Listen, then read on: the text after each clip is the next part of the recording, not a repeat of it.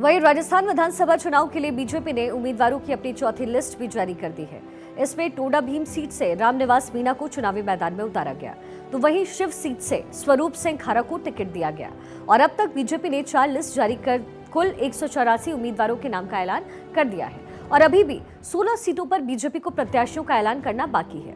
ऐसे में इन दोनों सीटों का इतिहास क्या कुछ है और चुनावी कहानी कैसी रही, ये समझना भी बहुत जरूरी हो जाता है। सबसे पहले टोडा भीम सीट का सियासी इतिहास आपको बता देते हैं। अभी की अगर बात की जाए तो टोडा भीम सीट पर कांग्रेस का इस वक्त कब्जा है। साल 2018 के विधानसभा चुनाव में टोडा भीम सीट पर कांग्रेस के पृथ्वीराज मीणा ने जीत हासिल की।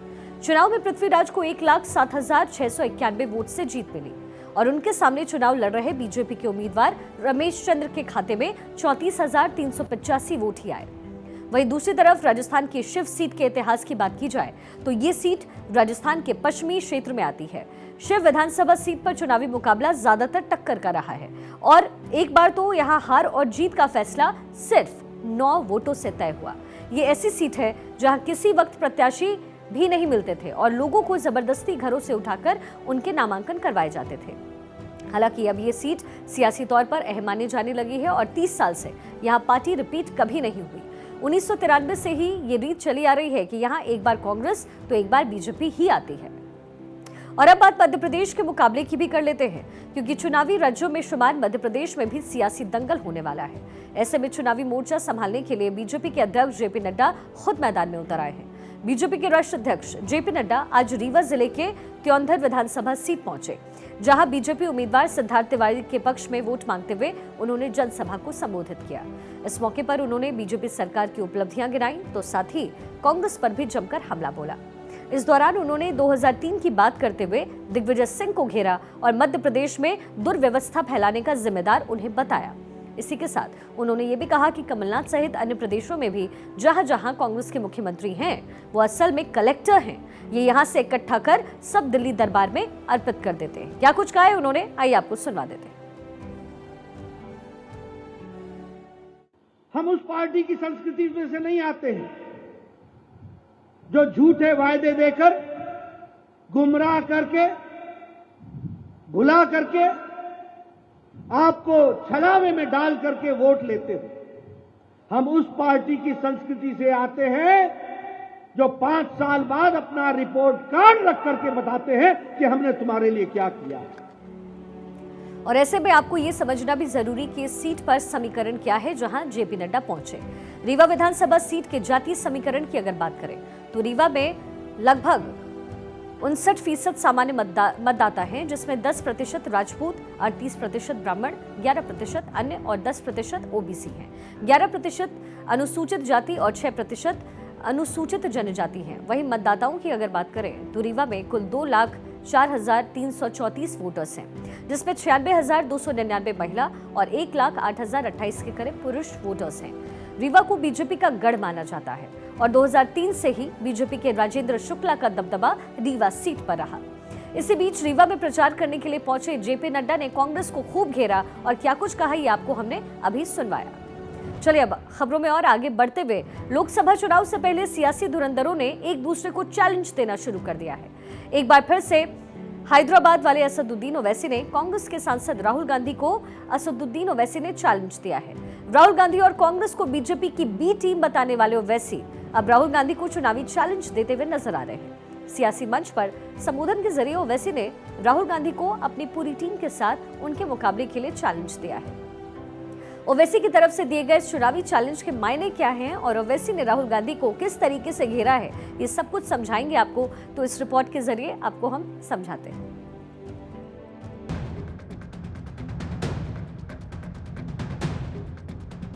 हैदराबाद वाले एआईएमआईएम चीफ असदुद्दीन ओवैसी ने अब राहुल गांधी के सामने चुनाव मैदान में उतरने का मन बना लिया है। ये बात और है कि ओवैसी कांग्रेस का गढ़ और राहुल गांधी की सीट माने जाने वाले अमेठी के आसपास भी नहीं जाएंगे। वायनाड से भी दूर दूर तक कोई रिश्ता नहीं रखेंगे। राहुल को मुकाबला करना है तो उनको हैदराबाद आना होगा। हैदराबाद में पंजाब से जमहूरी तरीके से देख लेंगे।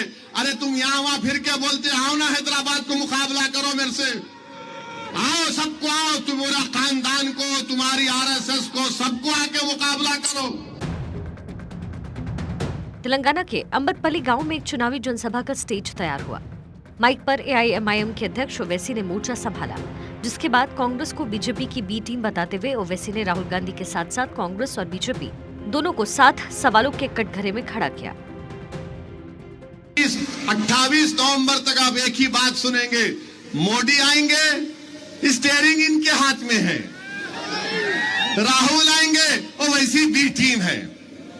राहुल गांधी कोई बी टीम नहीं है। अगर तुम बी टीम बोलेंगे तो तुम कौन सी टीम के, मैं बोलूं तुमको, तुम कहां से आए बोलूं मैं तुमको। वो ओवैसी जो अब तक बीजेपी की बी टीम कहलाते थे, अब कांग्रेस को बीजेपी का साथी बता रहे हैं। चैलेंज सीधे राहुल गांधी को है। सवाल यह है कि ओवैसी का ये चैलेंज क्या राहुल गांधी को मंजूर है? Bureau report, Bharat 24। और खबर अब उत्तर प्रदेश से। उत्तर प्रदेश के मुख्यमंत्री योगी आदित्यनाथ आज प्रदेश के बलिया जिले पहुंचे, जहां सीएम योगी ने बांसडीह के पिंडरा आयोजित नगरीय शक्तिवंदन सम्मेलन में शिरकत किया। इस दौरान सीएम योगी ने क्या कुछ कहा है, आइए आपको सुनवाते हैं।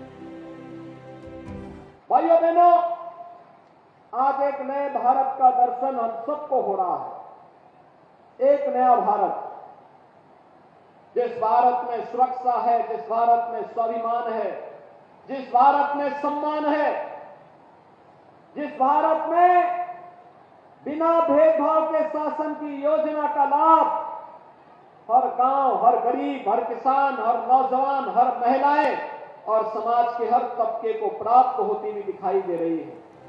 और ऐसे में आपको ये समझना भी जरूरी कि इस सीट पर समीकरण क्या है जहां जेपी नड्डा पहुंचे। रीवा विधानसभा सीट के जातीय समीकरण की अगर बात करें तो रीवा में लगभग 59% सामान्य मतदाता हैं, जिसमें 10% राजपूत, 38% ब्राह्मण, 11% अन्य और 10% ओबीसी हैं। 11% अनुसूचित जाति और 6% अनुसूचित जनजाति हैं। वहीं मतदाताओं की अगर बात करें तो रीवा में कुल 2,04,334 वोटर्स हैं, जिसमें 96,299 महिला और 1,08,028 के करीब पुरुष वोटर्स हैं। रीवा को बीजेपी का गढ़ माना जाता है और 2003 से ही बीजेपी के राजेंद्र शुक्ला का दबदबा रीवा सीट पर रहा। इसी बीच रीवा में प्रचार करने के लिए पहुंचे जेपी नड्डा ने कांग्रेस को खूब घेरा और क्या कुछ कहा, ये आपको हमने अभी सुनवाया। चलिए अब खबरों में और आगे बढ़ते हुए, लोकसभा चुनाव से पहले सियासी धुरंधरों ने एक दूसरे को चैलेंज देना शुरू कर दिया है। एक बार फिर से हैदराबाद वाले असदुद्दीन ओवैसी ने कांग्रेस के सांसद राहुल गांधी को असदुद्दीन ओवैसी ने चैलेंज दिया है। राहुल गांधी और कांग्रेस को बीजेपी की बी टीम बताने वाले ओवैसी अब राहुल गांधी को चुनावी चैलेंज देते हुए नजर आ रहे हैं। सियासी मंच पर संबोधन के जरिए ओवैसी ने राहुल गांधी को अपनी पूरी टीम के साथ उनके मुकाबले के लिए चैलेंज दिया है। ओवैसी की तरफ से दिए गए चुनावी चैलेंज के मायने क्या हैं और ओवैसी ने राहुल गांधी को किस तरीके से घेरा है, ये सब कुछ समझाएंगे आपको, तो इस रिपोर्ट के जरिए आपको हम समझाते हैं।